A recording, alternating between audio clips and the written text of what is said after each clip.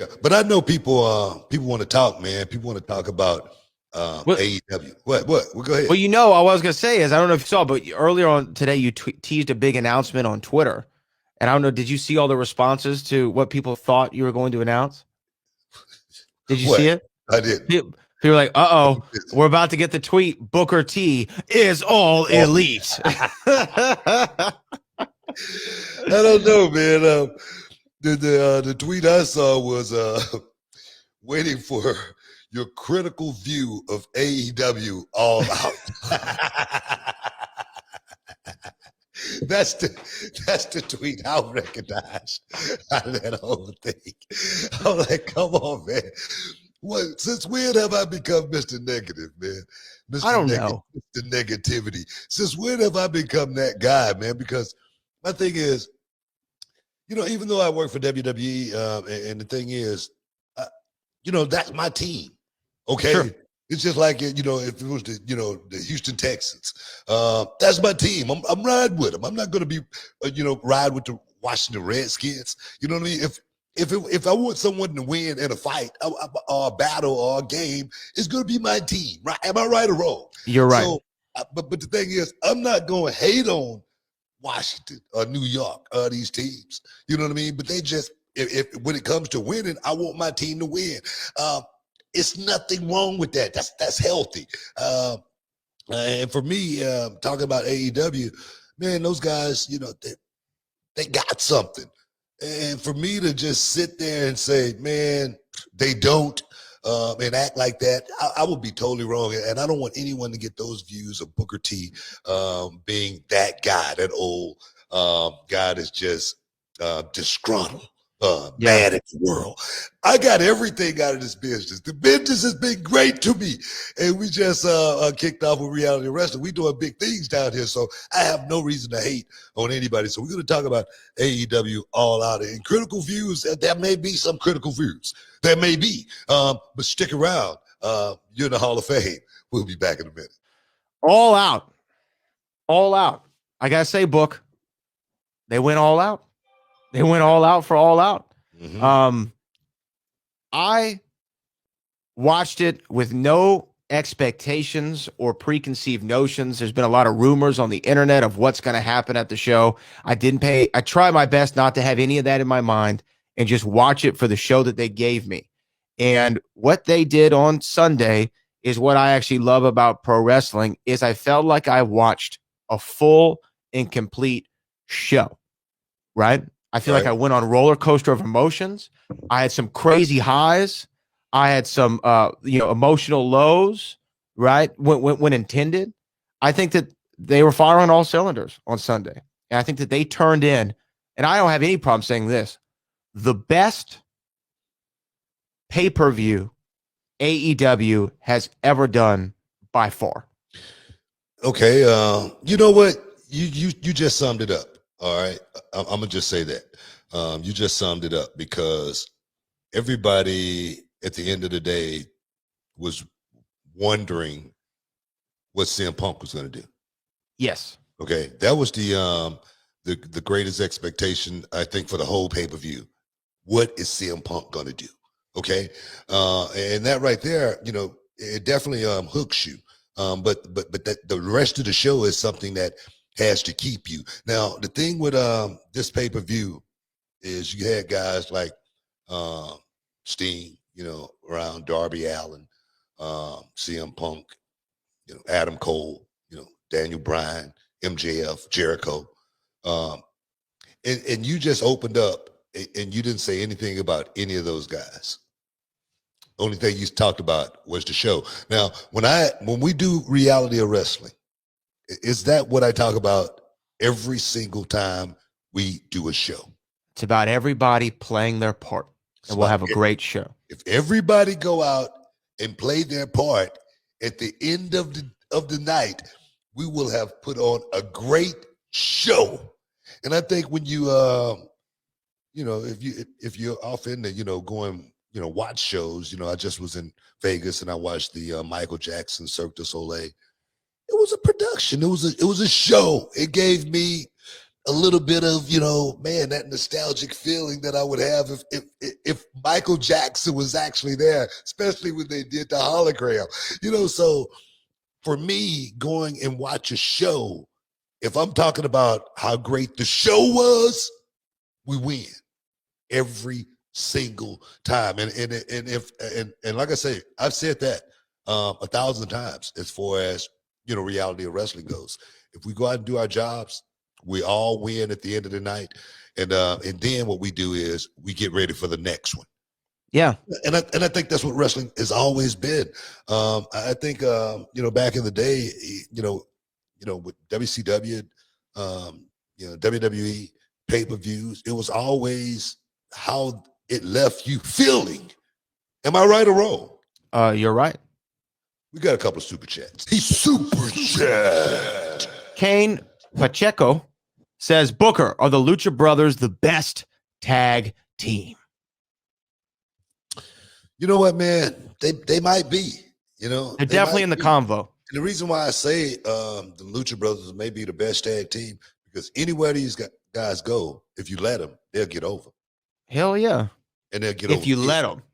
Well, isn't that what I just said? Yeah. No, I'm reiterating that statement. Yeah, I mean, anywhere these guys, and people go, oh, that's why I say, let me say, put an asterisk by that. Anywhere these guys go, if you let them do their thing, they're going to get over with the fans, and they can bring you a whole lot of money to your company, just because people are going to want to support them. They're going to want to see them. Yeah, heck yeah. They might be the best tag team, in the world right now.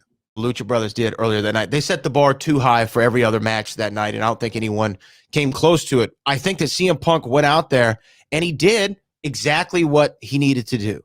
He needed to come out. One, he needed to look good. I love the long tights. I thought that was a smart choice by him. His body looked good. He was tan. He didn't look like he had aged significantly. His movements were fluid. Once he kind of, got going in the match, he had some good moments. And I will say this. He and Darby went out there, and they did a match that, as a commentator, if I were to look at it like a commentator, that's the kind of match that you want as a commentator. It had ebbs and flows. It had spots where you could, when he puts Darby in the abdominal stretch, all right, let me tell the story of this match. Let's talk about CM Punk being out for those years. He gave it room to breathe, and he just wasn't balls to the wall. I do think it wasn't the match that people expected. I think when you hear CM Punk, Darby Allin, you're thinking, oh, they're going to go nuts with high spots and this, that, and the third. I think it was a solid, old school, bigger man versus smaller man wrestling match. Punk kind of worked like a heel in some regard, right? Yeah. He worked like he was the heel of the match, which was an interesting choice. I don't think so. I mean, Punk had to be smart about this first match, move very cautious. Everything had to be done with precise and precision. He couldn't be rushing, thinking about the CM Punk of old and going out here and trying to do it like he did it, 7 years ago. Those thoughts definitely had to be something totally somewhere else in order to go out there and get the job done. And there again, I said it. The only thing you had to do was just be able to keep up. Be able to keep up. He played the heel role. The babyface was Darby Allin. All he did was just keep up with Darby Allin, and everything turned out to be perfectly fine. Was it a perfect match? There again, in a lot of people's eyes, the CM Punk fans, they probably say, yeah, it was a perfect match. But for me, it was a match that they did everything that they needed to do on that night in order for, the people to be talking about what they were talking about on Monday morning, which was, man, that was a great show, All Out AEW. So that's my point. Well, going back to the theme, they played their role. They went out there and they played their role. They played their part, and and I thought that there were some cool spots in it. Of course, whenever CM Punk did the go to sleep and Darby falls out of the ring. Some people said that was a callback to, I think, the Money in the Bank match. There was also the opening spot was a allusion to 1, 2, 3 Kid and Bret Hart. So there were some Easter eggs there for hardcore wrestling fans. So they satiated the audience that way as well. So I say it's a win. It's a win for Punk. It's a win for AEW. Yeah, but let me be critical here for a second as well. Okay, not to blow anything up or anything. Like I said, Darby Allin wouldn't have been the person that I would have picked because at a certain time Darby Allin was getting booed. Yeah. And I think Darby Allin is the top babyface in the company, and when you got top babyface getting booed, I just didn't think that was a good look for me. Other than that one thing right there, having Darby Allin play the role as the babyface, but not get the adulation as the babyface in the match. It's like working uphill, and I say that because when I worked, Kevin Nash in Canada for the first time, me being in Canada, and he came out, cut a promo, NWO for life, and I got booed out of the building when I came out, and I was like, "Whoa, hold on, there, what the heck's going on here?" I had to totally switch from babyface to heel because I knew it wasn't going to be a good night. That's why I say that more than anything. Yeah. I mean, I can agree with that, but the size difference, didn't Punk look massive? I thought CM Punk looked as big as The Undertaker. They could have built him at 7'2". I'm serious. He looked huge. He could have easily been 305 pounds. I mean huge in a good way. Like, he looked big because you don't know what someone's going to look like, especially 7 years off. Who knows? But Punk definitely looked like CM Punk. I mean, like I say, pulled it off. CM Punk's back. This is exactly what CM Punk has to offer in the future. Are there going to be, more great matches? We'll find out. Well, we got to talk about that end of the pay-per-view, though, that had everybody talking. Yeah. Stick around, guys. You're in the Hall of Fame. We'll be back in a minute. Like, share, subscribe to the channel. Hit that thumbs up button. It does a whole lot for us. Real quick, Book, before we talk about the ending of All Out, Cali Toenail with another super chat. He said, I wanted to know what was the moment. What was so special about it? I think he's talking about Tony Schiavone and Excalibur, talking about CM Punk and Darby facing off. I think it's just one of those things that it was a match that we never thought we would see, so it felt special. No, that's what a commentator is supposed to do. Yeah, they're supposed to put the moment over. I mean, you promote the match, promote the show, promote the company. That's normally what a promo is, and that's all Tony Schiavone was doing, was creating a moment, creating an atmosphere, something that's shouldn't be when you look at it, that nostalgic moment. Say, man, you guys remember that? You remember Punk, sitting across from Darby Allin? How cool was that? For the first time. Yeah, that's what a commentator is supposed to do. So I give Tony Schiavone props for doing his job. One thing about Tony Schiavone, I can say, man, he always used to make me look good. He always used to put Booker T over, calling my matches, and he was never biased or anything like that. No, Schiavone, you know what? The whole commentary team on Sunday did a good job too. I think, JR got some flack because he called Paul White the Big Show, but you saw us on the last time we did this show on Saturday. We called him Big Show like 40 times. I just called Amanda. She's my student. It happens. Oh, man, it happens, man. No, heck, like you said, we can stop calling Paul White Big Show. Yeah. He's been Big Show for 20 years. It's just something you got to get used to. I'm sure JR has found it hard just not to say, WWE, Monday Night Raw, you know what I mean? That kind of stuff. So give the man some slack as far as I'm concerned. Give him props. Yeah. Okay. So the main event went down. First off, salute to Christian Cage. Salute to Kenny Omega. They went out there and they worked the main event style like they should for the world title. And I will say, I think the crowd by that point was a little bit like, man, we've seen a lot tonight. We've seen a lot. And there was this expectation that the show would end a certain way, right? And Kenny Omega wins, goes over, world champion, defends his title. And then he starts to cut a promo about how he's cleared out the division. There's nobody left for Kenny Omega and the Elite, right? And then the lights go out. People start to go crazy. The rumor, Daniel Bryan's coming in, right? That's the rumor. Lights go out. Lights come back on. Music hits.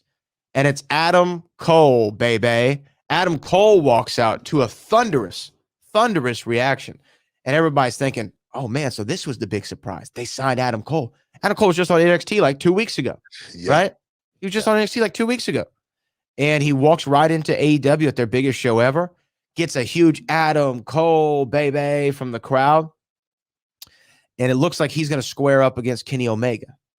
And then as soon as he's about to throw that super kick, bam, he hits Jungle Boy right in the chin, knocks him out, hugs the rest of the elite. And he goes from the ultimate babyface to the despicable heel in a matter of 3 seconds. And then you think, okay, that's how they're going to end the show. And then we hear Flight of the Valkyries and Bryan Danielson. Let me say that. Bryan Danielson makes his AEW debut and walks out. And you talk about old habits dying hard. When he was making his entrance and he was doing his thing down the ramp, he almost started to do the yes thing, and he just held his hands out. I don't know if you picked up on that. What he did was he goes, I'll let you guys do it, but I'm not. Yeah, I'm not going to do it. Y'all could do it, not me. And Daniel Bryan comes out there. They clear house, stands tall, and they kind of position Bryan Danielson versus Kenny Omega moving forward. At least that's what it looks like for now. But what a hell of a way to go off the air. People were calling this show the greatest wrestling pay-per-view of all time. Now, I'm not going to go out on that ledge. I think that that's recency bias. However, I will say it had one of the most memorable endings in quite some time, right? Similar to SummerSlam when Brock comes out. That was a cool moment. This topped that for me with the double debut, surprise of Adam Cole, turns heel, and then Bryan comes out. That was a pretty special moment. Nah, man. My boy D. Bryan. All I see, man, is AEW building a strong roster. I'm going to be talking about Mick Foley's comment. They're building a hell of a team, man. And a guy like Daniel Bryan, have a guy like that, talking with those guys in the locker room as far as, what do we have to go out here and do as far as winning. Man, he's a great guy to have on the team, man. I didn't see this coming. Honestly, the Adam Cole thing, I didn't see it coming. Well, actually, I didn't see it coming that quickly if he was to leave the company. Normally, these guys got a 90-day clause where they got to, can't compete or anything like that. Somebody dropped the ball for something like that to be able to happen, as well as Daniel Bryan, boom, all of a sudden out of there and on AEW TV that quick. Yeah, man. Money making moves, man. Can't do anything but say, yeah, hell of a coup. And the war is getting it's getting bigger. It's getting bigger. It's gonna get faster. It's gonna be a whole lot more casualties along the way as well. That's just part of war. But me personally, I'm looking forward to seeing how this thing play out, man. I really am. I really am looking forward to seeing, what changes in NXT. I'm looking forward to seeing what changes, on the, SmackDown roster as well as the, the Raw brand, because the punches are being thrown, man, and bombs are being dropped by AEW. I must say, I'm not going to sit here and say that right now that they don't have their fingers on the pulse of the wrestling world right now, and that's what it is, the wrestling world, man. They're letting people know that this is what this is it. I like this, and it's only going to get bigger. Yeah, the Adam Cole thing, it was very reminiscent for me of almost like a Lex Luger moment, right? You saw Lex the week before on WWE, then he walks out on Monday Nitro in the Mall of America. I think and Adam Cole was able to do that because his contract was over. He fulfilled his obligation. So they didn't release him. So there wasn't a non-compete in that regard. And then Daniel Bryan, I think Adam Cole's a massive coup. To get Daniel Bryan, though, the guy who literally just wrestled for the world title in the main event of WrestleMania, literally just did it. And the next time we see him, walks out on AEW television. Not just that, though, Brad. A guy who really loved the hell out of this business. Yeah. He loves this stuff, man. He lives it. I mean, it's in his veins.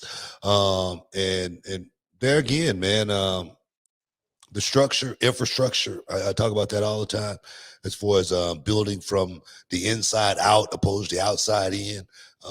Right now, I see a lot of great matchups that could be made. Oh, ton. And the thing is, when you got enough guys where great matchups could be made, you got a show. And once you got a show, putting those pieces together to make it great. So at the end of the night, people are saying there again, I cannot wait to the next one. They have all of those things in place to actually be able to do that. You was talking about that earlier as far as when AEW first started.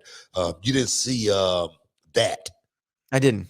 You didn't see it, being able to how long can this thing last with, just these few guys on the roster? I understand that. I see that. But I tell you, man, over this last, 2 years? Yeah. They've built they've built a great roster, I must say, and I'm looking forward to seeing how this thing play out. We got a couple of super chats, man. Sure. Super chat from Vinesh Edge Persaud. I think they should have debuted Bryan and Cole on different TV nights, keep them apart. They took the spark away from Punk and wasn't as big a pop as expected. I don't know if I agree with it. Actually, I don't agree with it. I know that I don't agree with it. It's like apples and oranges. The thing is, could they have done that? Yes. Sure. They could have did it. But I think getting all of the bang for the buck in one night, doing it that way, it's something different. Normally you want to wait and, leak a little bit here, boom, give a little bit candy here. But I think in this situation right here, I think it's about letting the world know, hey, we finna crank this thing up. And it's going to be different than you have ever seen in a long time anyway. So I think I can't say it was wrong or anything like that. Could they have done it the other way? Yes, they could have. But I think, did they do it wrong by doing it this way? I don't think so. No, and you know what? They did the right thing by really they built the show around the hype of CM Punk, wrestling again. Even Tony Khan earlier in the day, he tweeted this out, which you and I actually would love this. This is something that we can really get behind. He said, AEW All Out. Said you don't come here no more, but I said it's Phil. Right? Referring to CM Punk being obviously Phil Brooks. I love that tweet from Tony Khan. But they built the show around it being CM Punk's return. And then they said, look, we got you here to see Punk, but look at all this other stuff we got. We got Ruby Soho making her debut. Yeah. We have Brian Danielson. We have Adam Cole. We have this. We have that. So I think that, and you know what I actually thought of, Book, when that happened? Because I literally said, man, that was a moment. And I think about your infamous words of once when the moment's there, you got to go for it. And once you lose out on that moment, you can never get it back. They couldn't have ever done that again. No, I mean, that moment, I talk about the party. Remember I talked about the party Punk could have been having in Chicago. Now, if there wasn't a party at the end of the night with all those guys, you're not going to have a party. So I'm definitely looking for, the moment and not missing out on that moment, because you miss out on that moment, poof, it could be gone forever. So take that moment when you got it. And I think they did a good job taking that moment. I think we got a couple more super chats. Yeah, we have a lot more. Okay, Copas says, I can't wait for Full Gear already, but I am still waiting to see how much more they build the AEW women's division. Yeah, I will say, adding Ruby Soho, Kiera Hogan, Diamante, Thunder Rosa, you got such a great core. Anna Jay, Ty Conti.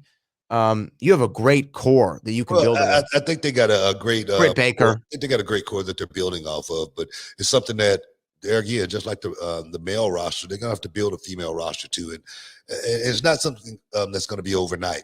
I think with there again, AEW is they're creating a field to where when you watch it, you're watching somebody that you like. Somebody that you want to cheer for. So Ruby Soho, she's coming out. Boom, big pop, huge pop. I tell you what, she never got a pop like that in WWE. And the thing is, it just let me know how much people really want to see her, how much people really want to get behind her, how many people want to see her succeed and be successful in this business. And a lot of times, that's really what it's all about. I swear, and I say that because when I came back in 2012, I talked about the pop that I got.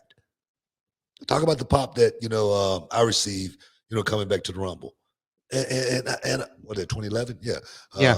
I'm 2012. I skipped a year there, but I was like, so happy that the fans appreciated me. That's what it was about more than anything. It wasn't about me going out there and winning that damn Rumble. Hell, I didn't even want to win it. But the pop was like, man, and they love me. I'm back. So to see that and just let you know, guys like Daniel Bryan, man, they're gonna love him. Guys like Adam Cole, man, we love seeing you do what you do. People like Ruby Soho, man, do your thing, and we'll support you. And I think that's what AEW has right now. More than anything, there's a lot of support from the fans out there wanting to see professional wrestling.